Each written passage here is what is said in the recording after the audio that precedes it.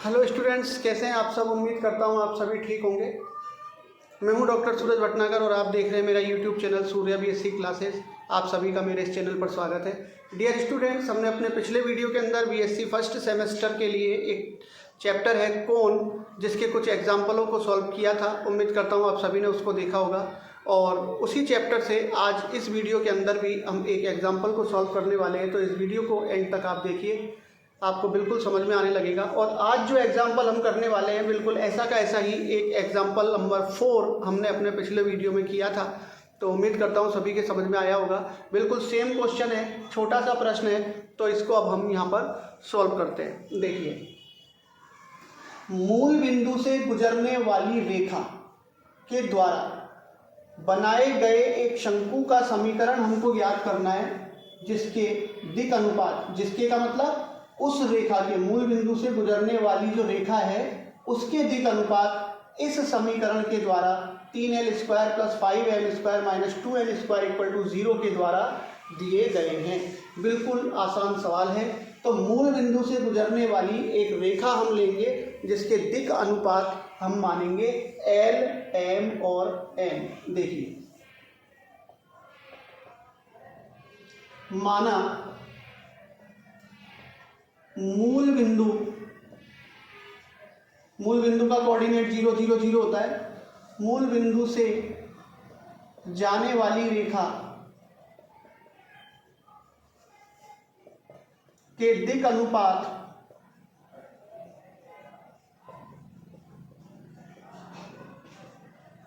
इसके दिक् अनुपात मान लेते हैं l, m और n हो तो रेखा का समीकरण। तो रेखा का समीकरण यहाँ पर अब हम लिख लेंगे। तो रेखा का समीकरण क्या होगा? x - x1 की जगह पे 0/l, y - y1 यानी कि 0/m और z - 0/n। और 0 को जब हम छोड़ देंगे तो ये हो जाएगा x/l बराबर y/m बराबर z/n। ये हमारे पास एक इक्वेशन आ गई। अब हम क्या करते हैं कि इसके बराबर में हम k मान लेते हैं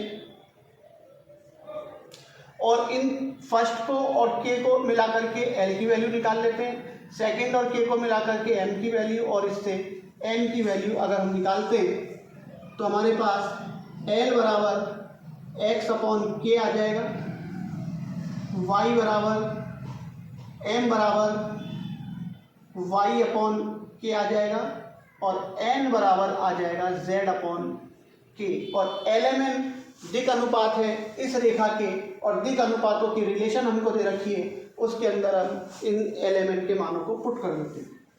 तो देखिए, यदि 3l² + 5m² - 2n² 0 हो तो lmn के मान रखने पर, तो lmn के मानों को इसमें रख देंगे और उससे क्या होगा कि शंकु का जो समीकरण हमको याद करना है वो आ जाएगा। तो देखिए, 3 और l की जगह पर हम लिख देंगे x/k का वर्ग प्लस 5, इसमें आ जाएगा y/k का वर्ग और माइनस का 2 z/k का वर्ग बराबर 0।